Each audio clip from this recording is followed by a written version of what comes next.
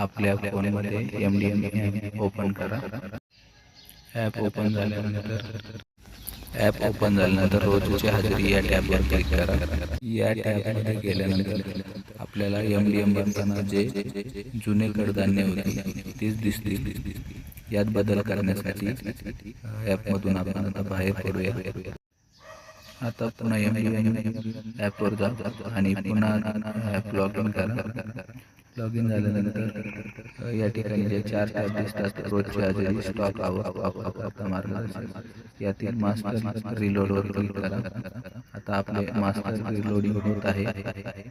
Master reloading झाल्यानंतर reload पूर्ण झाले, त्याच्यानंतर ओकेवर क्लिक करा आणि पुन्हा रोजची हजेरी या टॅबवर जा। आपल्याला आजचे कडधान्य यामध्ये चेक करा। आपले कडधान्य मेनूनुसार चेंज झालेले दिसेल। धन्यवाद।